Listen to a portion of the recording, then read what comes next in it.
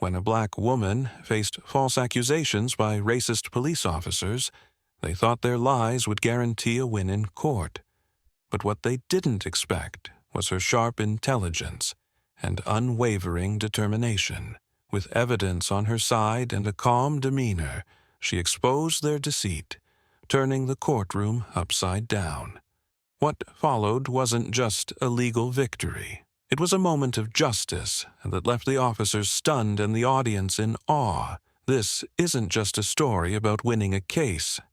It's a powerful lesson about resilience, courage, and the fight for equality. Stay tuned to find out how this incredible courtroom battle unfolded. Before we dive in, let us know where you're watching from. And don't forget to subscribe for more inspiring stories of justice and triumph. The courtroom buzzed with tension as people settled into their seats, waiting for the trial to begin. All eyes were on the defendant, Miss Angela Carter, a poised and confident black woman in her late 30s. Angela was a successful business owner and a law school graduate, though she had never practiced as an attorney. Her calm demeanor betrayed none of the frustration she felt after being falsely accused of theft and resisting arrest by 2 police officers who had profiled her. Angela had faced discrimination before, but this time she decided she wouldn't back down. She chose to represent herself in court, confident in her ability to dismantle the officer's fabricated story. Her decision raised eyebrows, but those who knew Angela weren't surprised. She was smart, meticulous, and had an unshakable belief in justice. On the other side of the courtroom sat the accusers, Officers Daniels and Blake, whose demeanor exuded arrogance. They had fabricated charges against Angela after stopping her outside a high-end store, claiming she matched the description of a shoplifting suspect. When Angela had calmly explained that she had done nothing wrong and even provided proof of purchase, they had dismissed her words, escalating the situation unnecessarily. The officers' actions had led to Angela's public humiliation, as she was handcuffed and taken to the station without any evidence against her. To add insult to injury, they included a charge of resisting arrest to justify their excessive behavior. Now, they sat in court, confident that their uniforms and authority would sway the judge and jury in their favor.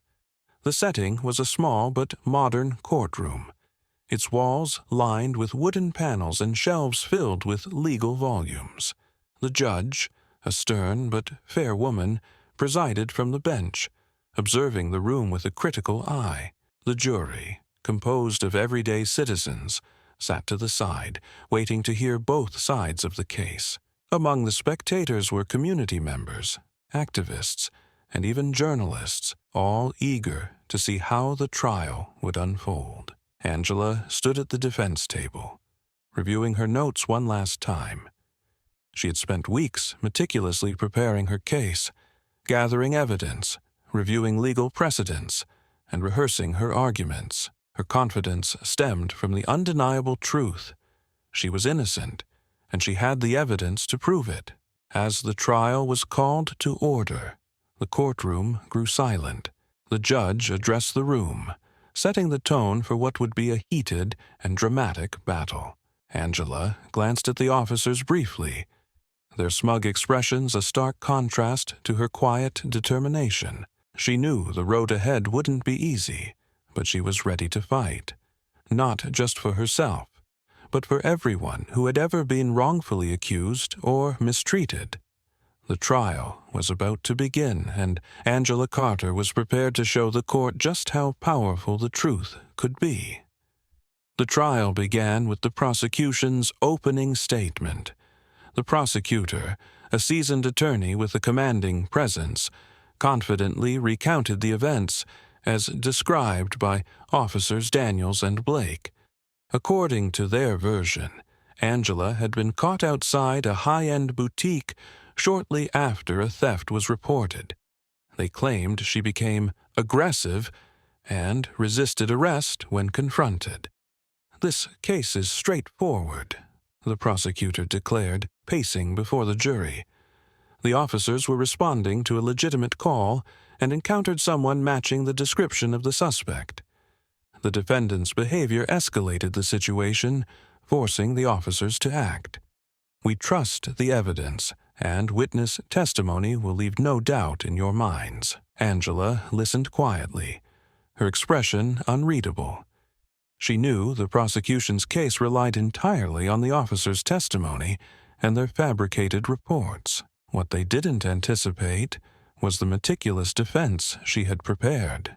When it was Angela's turn to deliver her opening statement, she stood confidently, her voice clear and steady.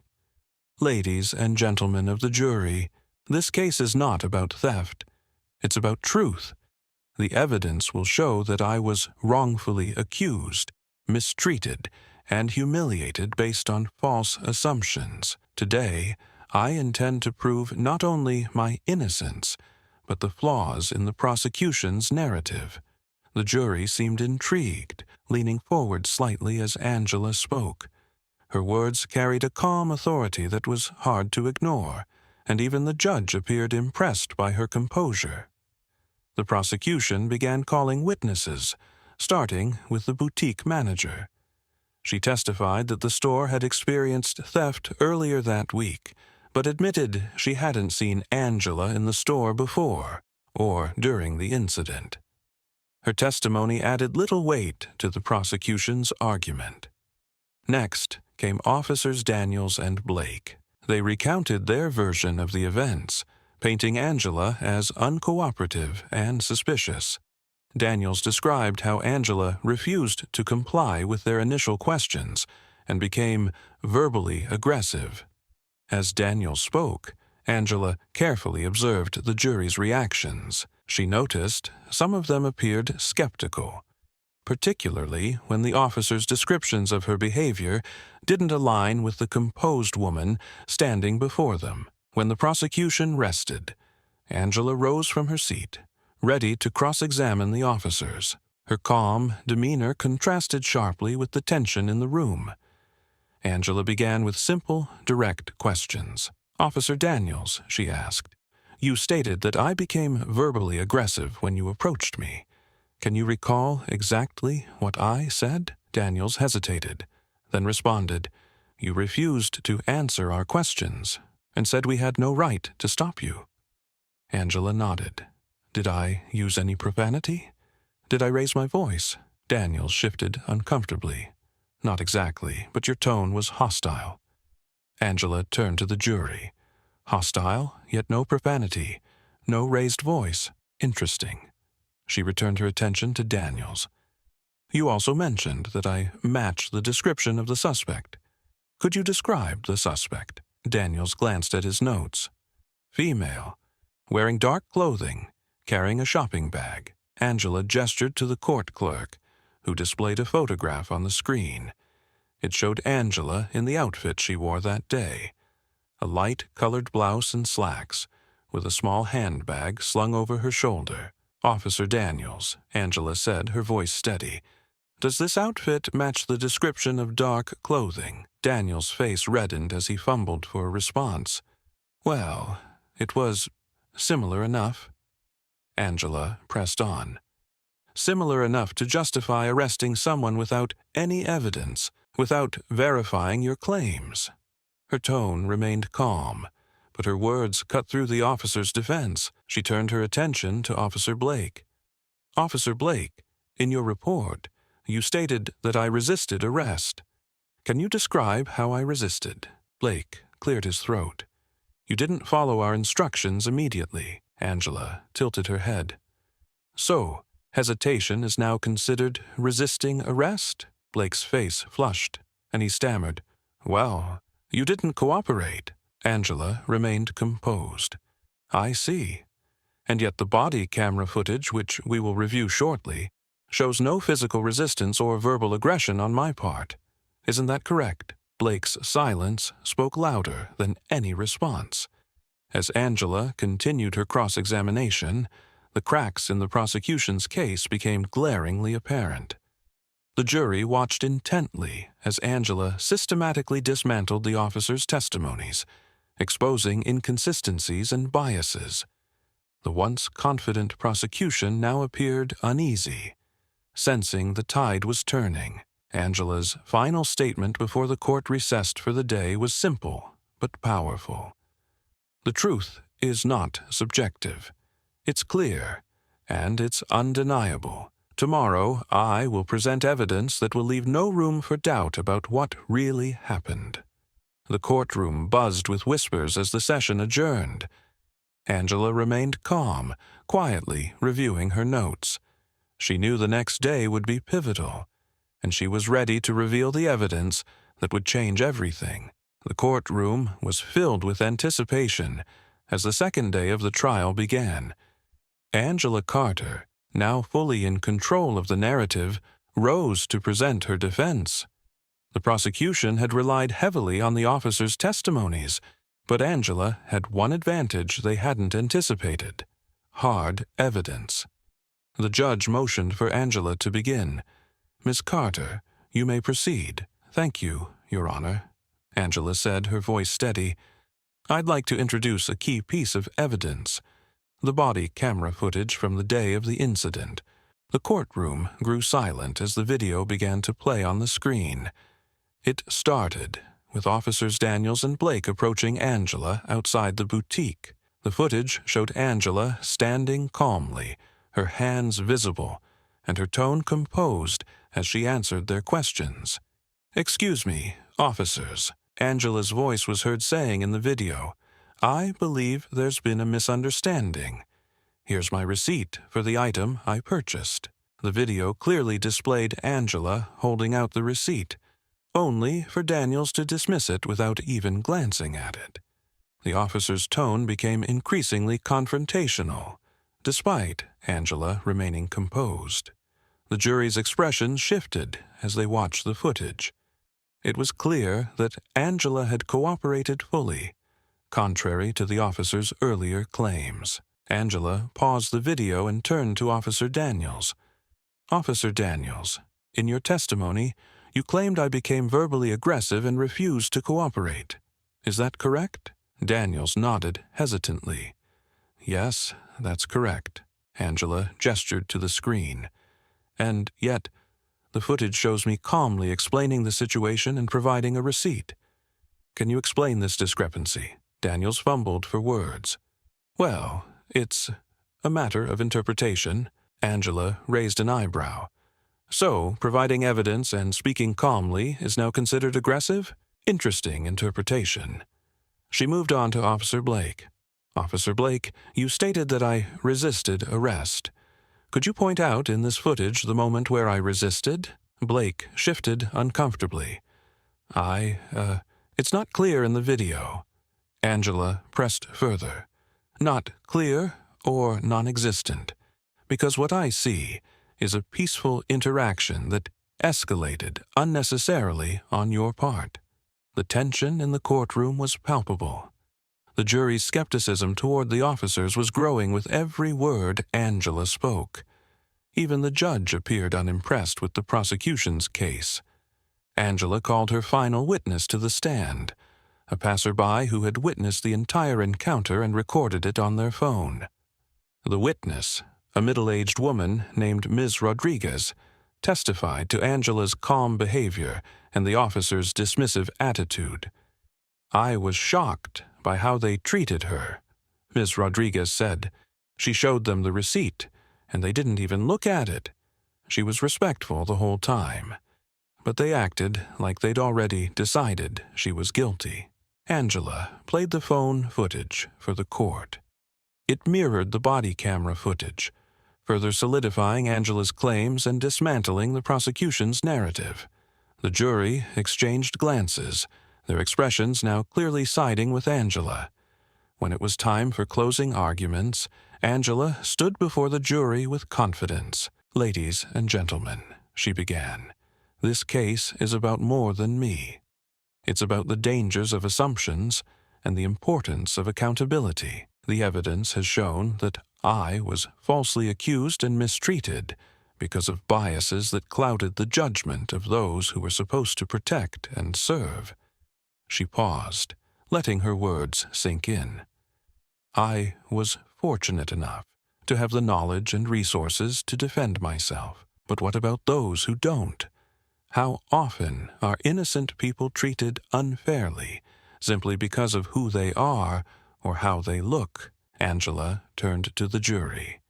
You have the power to send a message that truth and justice matter more than prejudice and assumptions. I trust you to make the right decision. After a brief deliberation, the jury returned with their verdict. The foreperson stood and addressed the court. We find the defendant, Miss Angela Carter, not guilty on all charges. A wave of relief and quiet applause swept through the courtroom. Angela remained composed, though a small smile hinted at her sense of vindication. The judge addressed the courtroom. Miss Carter, you are free to go. Officers Daniels and Blake, this court strongly advises a review of your conduct during this incident. Daniels and Blake sat silently, their earlier arrogance replaced by regret and humiliation. They knew their actions had been exposed, and their credibility had been irreparably damaged. As Angela left the courtroom, she was greeted by supporters who commended her bravery and poise. She had not only defended herself, but also shone a light on the systemic issues that allowed such incidents to occur. Her victory was more than personal. It was a step toward accountability and justice for others who faced similar challenges. Angela's story was far from over. She had proven that resilience and truth could triumph over prejudice, and she was determined to continue advocating for fairness and equality. As Angela stepped out of the courthouse, the crowd outside erupted into applause. Journalists scrambled to get her statement, and supporters from the community gathered around, eager to express their admiration for her courage and resilience. Angela remained calm, addressing the reporters with the same grace she had shown throughout the trial. This case wasn't just about me, she said. It was about standing up against injustice and showing that no one should be judged or mistreated based on assumptions. I hope this serves as a reminder that accountability is essential in every role, especially those in positions of authority. Meanwhile, Officers Daniels and Blake sat quietly in the courtroom, processing what had just happened. Their confidence, which had seemed unshakable at the trial's start, was now completely gone. For the first time, they were forced to confront the consequences of their actions, not just for Angela, but for their own reputations and careers. The fallout from the trial was swift. The police department launched an internal investigation into Daniels and Blake's conduct. The body camera footage, combined with testimony from witnesses, revealed a pattern of bias and unprofessional behavior. The department faced mounting pressure from community leaders and activists to hold the officers accountable. For Daniels and Blake, the repercussions went beyond their jobs. Their credibility as officers was severely damaged, making it nearly impossible for them to testify in future cases. Their names became associated with the very biases they had tried to deny, and they quickly realized the gravity of their mistakes. Angela's victory in court became a rallying cry for others who had experienced similar injustices. She began receiving messages from people across the country, thanking her for her bravery and sharing their own stories of discrimination and mistreatment.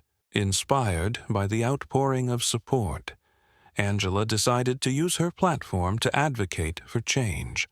She partnered with local organizations to host workshops on legal rights and implicit bias. Drawing on her legal education and personal experience, Angela spoke at schools, community centers, and civic events, empowering others to stand up for themselves and demand accountability from those in power.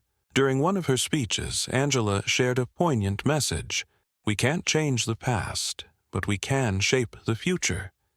Every act of courage, no matter how small, creates a ripple effect. Together, we can build a system where justice is truly blind and fair. As the story spread, Officers Daniels and Blake became subjects of intense public scrutiny. At a town hall meeting organized to address community concerns, the two officers were invited to speak. Reluctantly, they took the stage, facing an audience that was openly skeptical and angry. Daniels cleared his throat, his voice shaky as he began. "I want to start by saying we were wrong. Our actions that day were based on assumptions, and those assumptions were unfair and harmful. We failed in our duty to serve and protect, and for that, I apologize." Carter followed, adding, "This experience has taught us a hard lesson about the importance of listening, observing, and treating everyone with respect.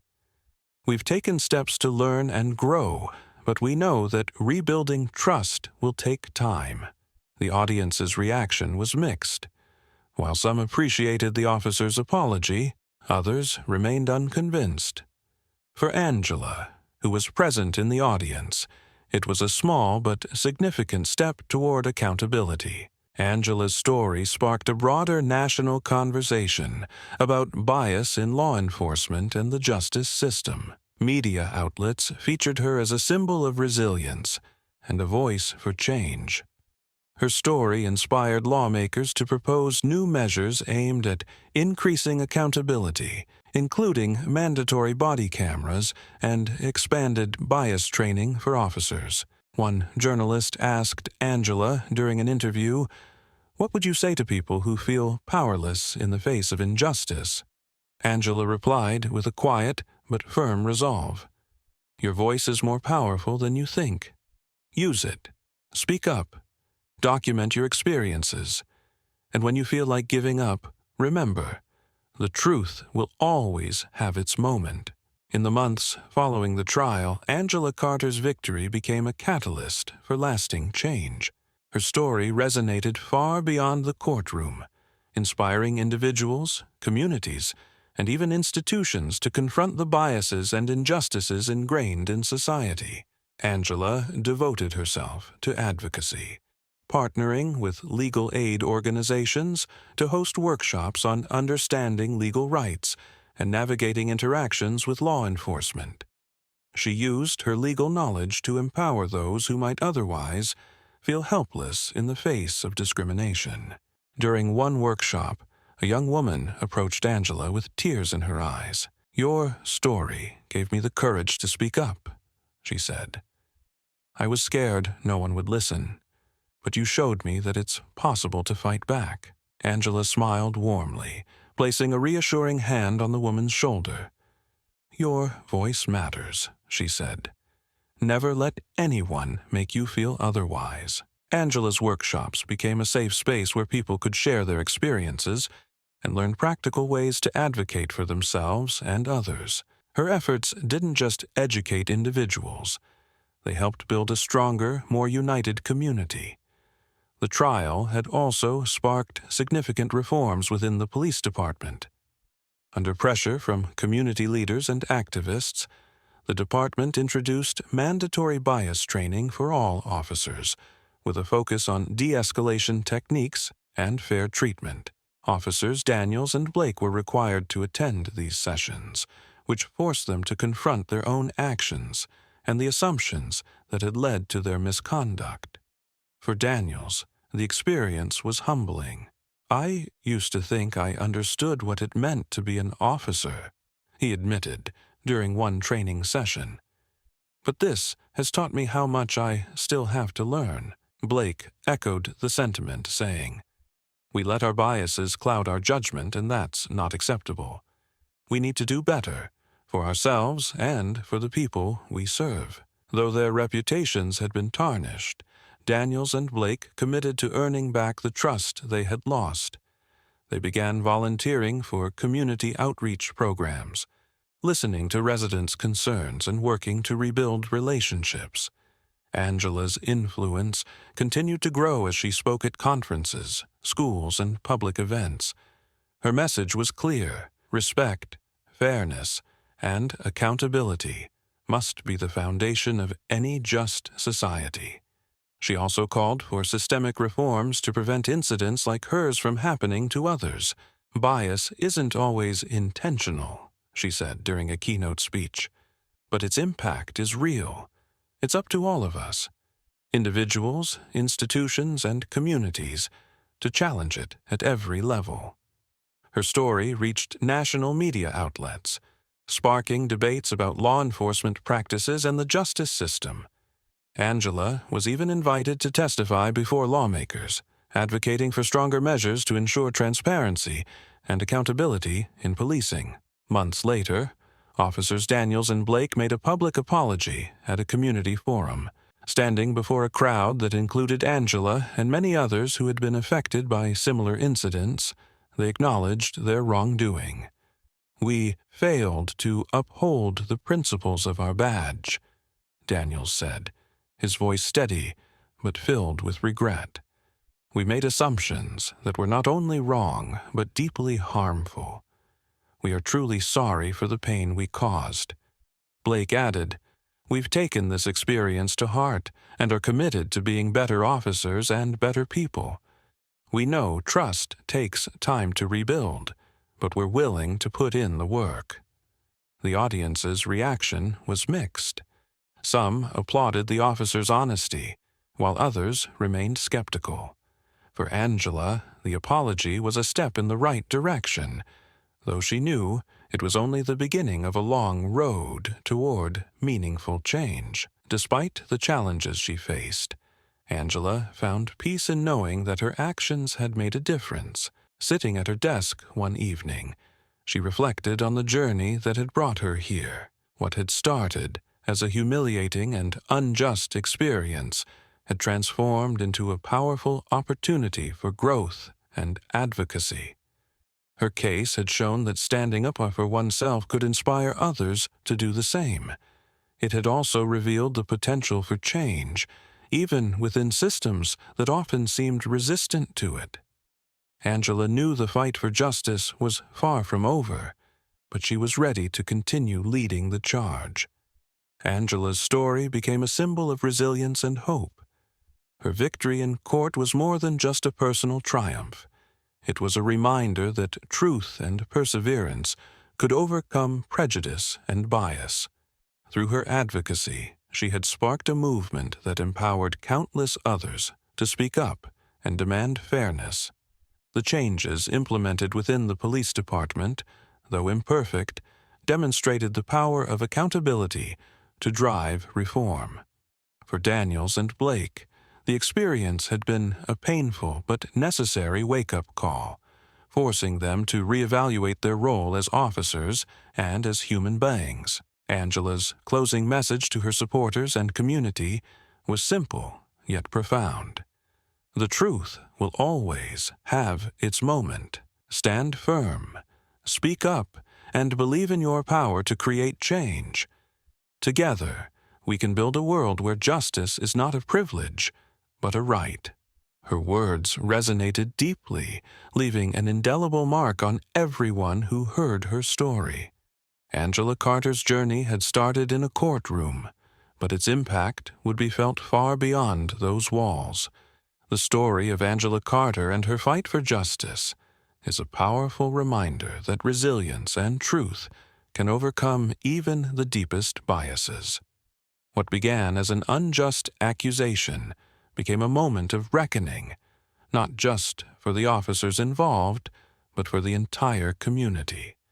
Angela's courage and intelligence didn't just win her case. They sparked meaningful change, proving that one person's determination can make a difference. Her journey teaches us to challenge assumptions, demand accountability, and never underestimate the power of standing up for what's right. Angela's victory wasn't just her own. It was a step forward for everyone who believes in justice, equality, and respect. What would you do in Angela's shoes? Have you ever faced a situation where you had to stand up for yourself or someone else? Share your thoughts in the comments below. If this story inspired you, Don't forget to like, share, and subscribe for more powerful tales of resilience and triumph. Thank you for watching, and we'll see you next time with another story that will challenge your perspective and leave you inspired. Until then, remember, justice begins with truth, and truth starts with you.